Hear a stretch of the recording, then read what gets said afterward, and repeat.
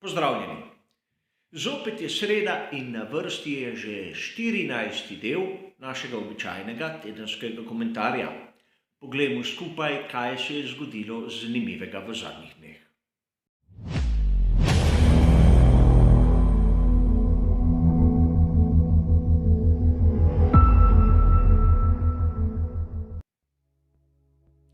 Zgodba vam je verjetno že znana, ukvarjali se bomo s 4 različnimi temami, 4 različnimi sklopi, ki bodo seveda podprti tudi s tistimi originalnimi članki. Kogar zanima, kaj je pisalo v njih, si jih lahko ogleda, bližnjice kot ponavadi dobite v opisu. In seveda, ker smo bili v prazničnem času, je malce samo po sebi umevno, da bo večina novic iz tistih zadnjih dni tega tedna. A vseeno, za vsakega se nekaj najde v tem tedenskem komentarju. Začnimo s prvim sklopom.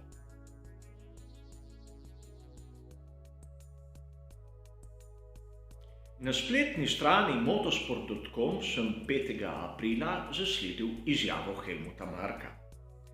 Ta je trdil, da Max Verstappen je imel težave z diferencialom in te težave naj bi ga stale 0,3 na krog. 6. aprila na uradni spletni strani Formule 1 f1.com smo dobili tehnično razlago, kaj naj bi šlo narobe pri bolidu Maxa Verstappena.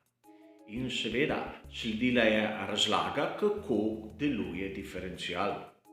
Skrajšana verzija. Imamo dve skrajni nastavitvi, odprti oziroma zaprti diferencial. Diferencial deluje tako, da najprej uravnava vrtenje koles na pogonski osi.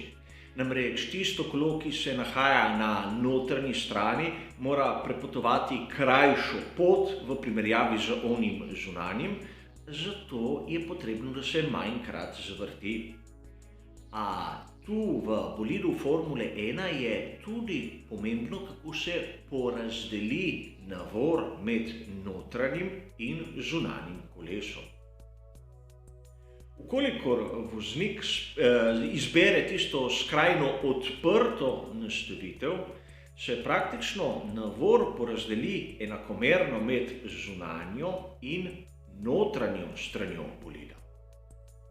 In seveda, ukolikor ima malce več oprijema, lahko diferencial nastavi bolj zaprto. In ukolikor izbere skrajno zaprto nastavitev diferenciala, ima ves navor na tistem zunanjem kolesu. In seveda s to nastavitvijo, ukolikor ima dovolj mehanskega oprijema, tudi pomaga pri obračanju samega bolida. Na veliki nagradi Bahreina, tako f1.com, naj bi Max Verstappen že v prvem in drugem ovinku začutil, da se mu notranje kolo vrti. Ker se mu je vrtelo v prazno, je izbral malce bolj zaprto nastavitev na svojem volanu. Seveda, nastavitev na stikalu je bila pravilna. Ekran mu je tudi pokazal, da je izbral pravilno vrednost, a izgleda, da diferencial sam ni sledil tistim ukazom, ki jih je nastavil Max. In seveda po Helmutu Marku naj bi ga to stalo 0,3. 0,3 je približno tista razlika, ki smo jo videli med Maxom Verstappenom ter Lewisom Hamiltonom na kvalifikacijah. Kolikor pogledamo tisti izračunani ritem, bomo videli, da ta razlika ni bila tolikšna. A sam tu ne mislim polemizirati s Helmutom Markom. Če on pravi, da je Max izgubil 0,3, mu verjamem. Zanimivo je nekaj drugega. Namreč vsaka ekipa v svetovnem prvenstvu Formule 1 ima 2 bolida, tudi Red Bull. In dobro se spomnimo, da Sergio Perez je imel težave na samem začetku dirke, ampak usvojil je tisti laskavi naziv voznika dneva, ker je bil bojevit. A če primerjamo ritem, ki ga je držal Perez, z ritmom, ki ga je držal Verstappen, bomo ugotovili, da je bil Max še zmeraj hitrejši od Sergija. Torej, tu imamo sedaj dve možnosti. Ali je bil Perez kljub vsemu izjemno počasen, ali Max ni v resnici izgubil 3 desetink na krog. Kolikor pogledamo najhitrejši krog Sergija Pereza in ga primerjamo s tistim, ki ga je napravil Max Verstappen, nam bo jasno, da je bil Max hitrejši. Kljub temu, če lahko temu dodam, da je imel v tistem trenutku Max bistveno počasnejšo pneumatiko, namreč tisto najtršo mešanico, ki jo imajo na razpolago. A kot zanimivost, ki nam bi lahko pokazala malce bolj realno sliko. Celo v tistem krogu, ko je Sergio Perez dosegel svoj najboljši čas na dirki, je bil Max Verstappen presneto hitrejši.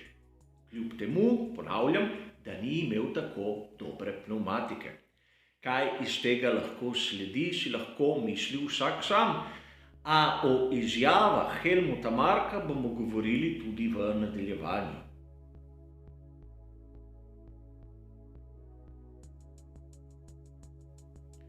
Na italijanski spletni strani znane revije Autosprint sem 6. aprila prebiral kolumno Marija Doninija. Ukolikor mi sledite, ste verjetno opazili, da sem pogostokrat kritičen do tega avtorja. A tokrat je napisal nekaj, s katerim se moram sam kot ljubitelj Formule 1 strinjati. Namreč v aprilu bo 20. obletnica smrti Michela Alboreta. In sam Donini predlaga, da bi lahko ovinek na progi v Monzi poimenovali po njem. Sicer ne vem, kako bi lahko to dosegli, kakšni so postopki imenovanja določenega dela proge, a mislim, da konec koncu zadeva ni tako kompleksna, da se ne bi dalo urediti. Težava je v tem, da mnogi mlajši navdušenci nad Formulo 1 sploh ne vejo, kdo je Michele Alboreto, in zaradi tega bi bilo potrebno, vsaj pri tej obletnici, malo pojasniti, kdo je bil ta junak, kateri je bil izjemno znan v 80-ih ter začetku 90-ih, ter je postavil mejnike tudi na vztrajnostnih dirkah. Seveda ni dosegel nekega rekordnega števila zmag, nikoli ni bil svetovni prvak, a to ne zmanjša njegove pomembnosti v zgodovini motošporta. In prav zaradi tega se tokrat strinjam z Doninijem. Pojdimo raje naprej.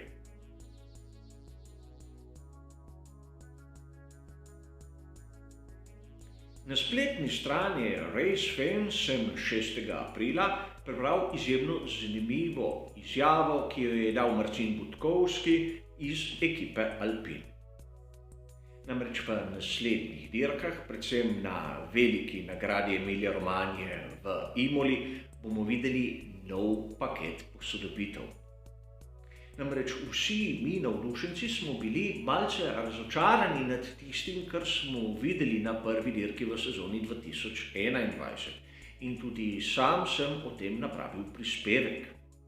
A Budkovski je začel razlagati, kako so imeli pri francoski ekipi težavo, ker je bila temperatura bistveno višja od tiste, ki smo jo videli na zimskih testiranjih. In res je bilo tako, bila je ena izmed točk, ki jo je bilo vredno poudariti. A vsa zadeva, ukolikor se bo uresničila, kaže na to, da pri francoski ekipi bodo razvivali svoj A521 tako, kot je treba.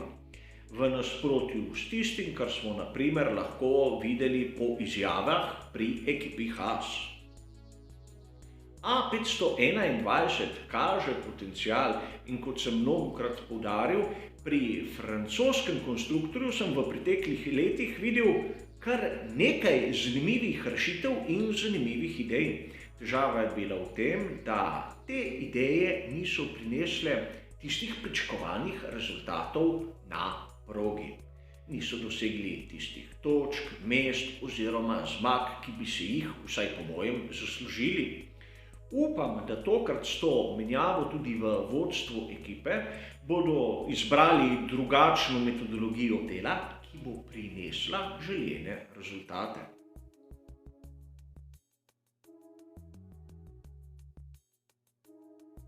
Naš kratki tedenski komentar novic smo začeli z izjavo Helmuta Marka in tokrat bomo tudi končali z drugo izjavo Helmuta Marka. Seveda, Helmut nas nikoli ne razočara. Tokrat se sklicujem na tisto izjavo, ki sem jo zasledil na nemški spletni strani formel1.de 3. aprila 2021. Kolikor vas zanima angleški povzetek, ga lahko dobite tudi na motosport.com 6. aprila. Helmut Marko je povedal, da je Sebastianu Vettelu svetoval, da je zanj verjetno najbolje, da vzame krajši premor od Formule 1. Nekako naj izpusti sezono 2021. Seveda izjava nekoga, ki Sebastiana Vettela izjemno dobro pozna. In verjetno bi lahko Sebastian Vettel v tem premoru dobil tisto pravo motivacijo oziroma razumel, kaj si pravzaprav želi delati v prihodnosti. A sam glede take izjave imam kar precej pomislekov. Prvič, kako bi se lahko vrnil Sebastian Vettel po letu premora? Tisti sedeži, ki ga zanimajo, bi bili lahko že pravzaprav vsi zasedeni. In druga zadeva, ki me ni prepričala okrog izjave Helmuta Marka, je pa naslednja. Vkolikor Sebastian Vettel bi vzel sezono premora, smo prepričani, da bi Sergio Perez zapustil takratni Racing Point oziroma današnji Aston Martin. Sam sicer v to dvomim, kajti vkolikor Perez bi ostal pri Aston Martinu, to bi bil na drugem sedežu Red Bulla.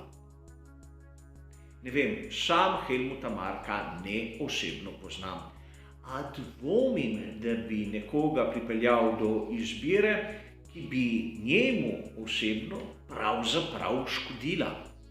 Mislim, da o Aleksandru Albonu smo v lanski sezoni povedali dovolj in da je bila potrebna menjava tudi v Red Bullu. A vidimo lahko, da s takim nasvetom, ukolikor bi ga Vettel upošteval, bi bil Helmut Marko tisti, ki bi potegnil krajšo na koncu. In dvomim, da je Helmut Marko nekdo, ki rad potegne kratko. Zato take izjave, kot smo jo slišali tu v zadnjem 4. sklopu, jemljem s precejšnjo rezervo. A tudi tokrat smo prišli do konca tega hitrega pregleda in seveda mojega osebnega komentarja. Hvala za vašo pozornost ter nasvidenje.